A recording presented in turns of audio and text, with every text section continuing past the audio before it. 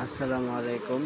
আজকে আরেকটি নতুন বিষয় নিয়ে আপনাদের মাঝে হাজির হলাম। সেটি হচ্ছে এই ভাই ঘাস কাটতে যেয়ে কাঁচি দিয়ে হাত কেটে ফেলেছে। হাতটা অনেকটা রক্ত ঝরছে। তার বন্ধুরা মিলে আমার কাছে নিয়ে আসছে যে ভাই রক্তটা বন্ধ করে ড্রেসিং করে বেঁধে দিন আর একটা এটিএস দিয়ে দিন। তো তার জন্য আমি প্রথমে বায়োডিন দিয়ে হাতটাকে পরিষ্কার করে দিই। তারপরে হাতের মধ্যে দেখি অনেক ময়লা এবং রক্ত জমাট বাঁধা আছে। তার জন্য আমরা হাইড্রোজেন পারক্সাইড দিয়ে ভালোভাবে পরিষ্কার করে আবার বায়োডিন দিয়ে ভালোভাবে বেঁধে দিই এবং ডাক্তারের কাছে রেফার করি। ডাক্তার তাকে ভালোভাবে ট্রিটমেন্ট করার পরে তাকে একটি ভ্যাক্সিটেট এটিএস নেওয়ার জন্য বলে এবং পুনরায় আমার কাছে আসলে আমরা তাকে ভ্যাক্সিটেট ইঞ্জেকশনটি দিয়ে দিই।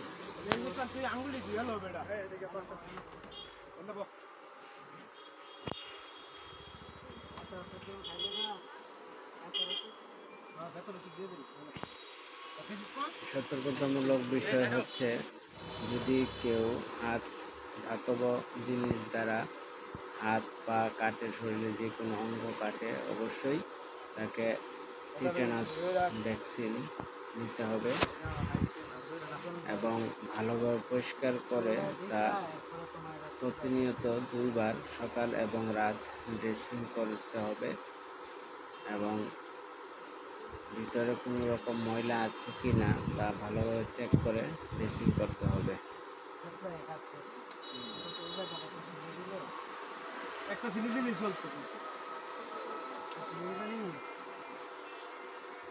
যে দূর ব্যথা পাইছে একটু কম ব্যথা পাইলে কত দূর ব্যথা পাইতেছে দিলাম।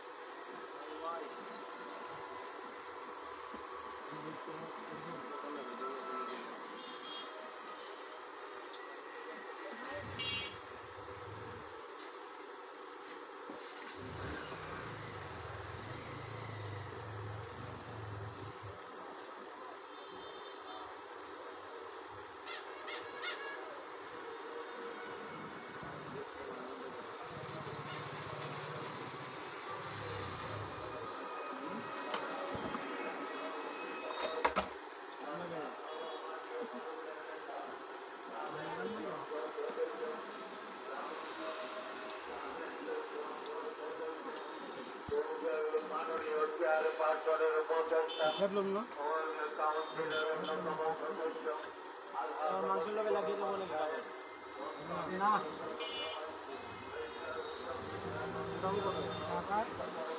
কালকে সেটা খুলবা ময়লা ভরে গেছে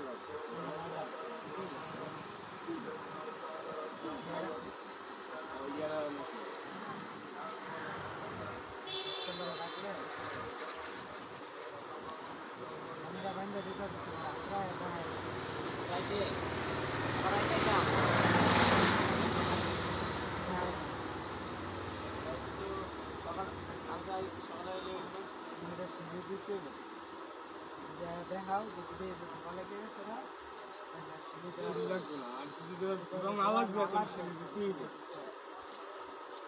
তোমারটা তুমি কষ্ট তুমি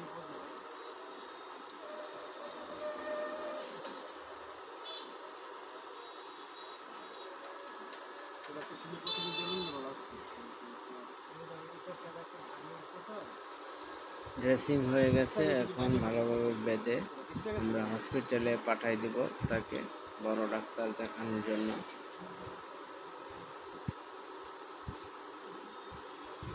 আমরা সাধারণত যারা ইমার্জেন্সি রোগী আসে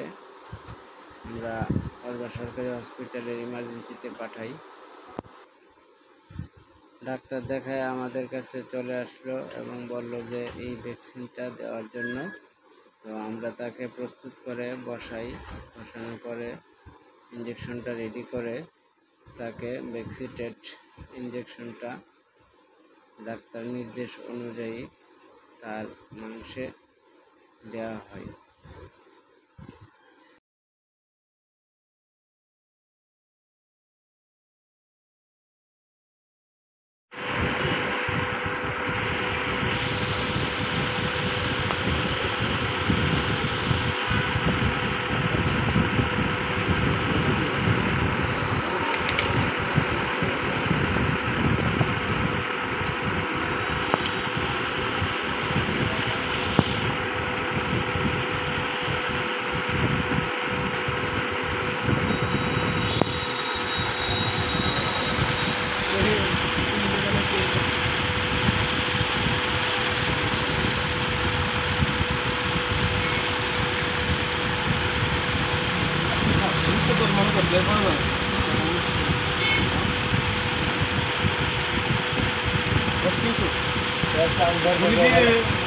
কিন্তু